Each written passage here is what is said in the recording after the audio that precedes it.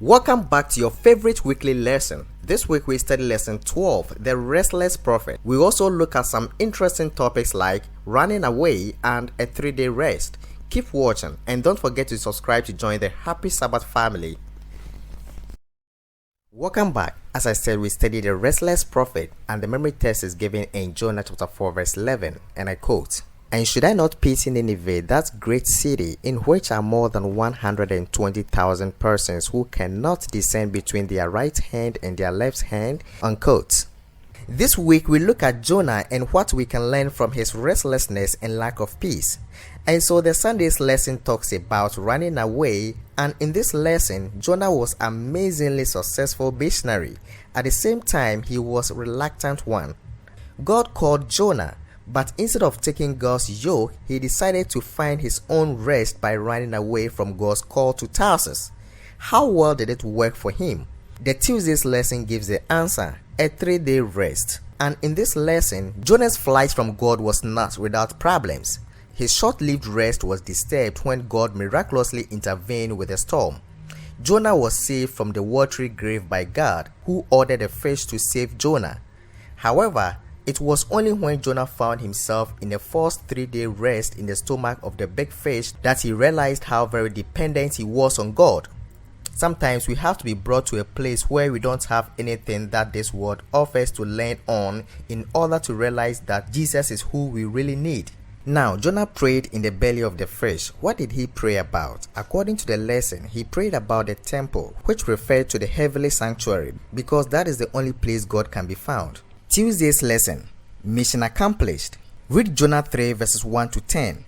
What is the response of Nineveh, this wicked place? The answer is, they believed Jonah's warning, and a decree was made for everyone to fast and mourn, including the animals. Read Jonah 3 verses 6 to 9. Compare it with Jeremiah 25 verse 5, Ezekiel 14 verse 6, and Revelation 2 verse 5. What elements were involved in the king's speech that show he understands what true repentance is all about? The answer is, they said in effect, let's throw ourselves on God's mercy, not on our own accomplishment. Let's rely completely on his goodness and grace. Wednesday's lesson: an angry, restless missionary. Jonah seems to have a problem in Jonah chapter 4 verses 1 to 11. What is Jonah's problem? Jonah 4 begins with Jonah's anger towards God because his mission outreach was so successful. Jonah was worried about looking foolish. We find God taking time to talk to and reason with his prophet, who behaved like a toddler having a temper tantrum.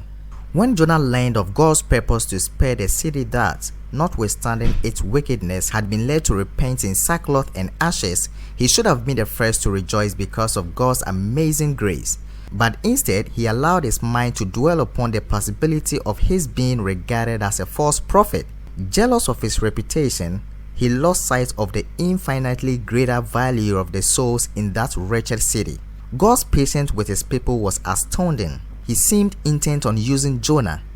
And when Jonah ran away, God sent the storm and the fish to bring the runaway back. And even now, again, when Jonah was being contrary, God sought to reason with Jonah and his bad attitude, saying to him, "Is it right for you to be angry?" Thursday's lesson: a two-way street. Jonah seemed to be more trouble than he was worth. Nineveh was dangerous, but in the story of Jonah, the Ninevites didn't seem to be the problem. They understood the message and quickly repented. Jonah, the missionary, seems to be the weak line in this mission story. In this account, God pursued a reluctant prophet because he knew that Jonah needed the missionary trip to Nineveh as much as the Ninevites needed to hear the missionary message.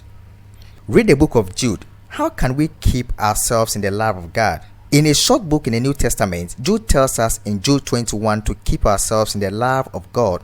Experiencing God's love and grace personally is not a one-time event. One sure way to keep ourselves in God's love is to reach out to others.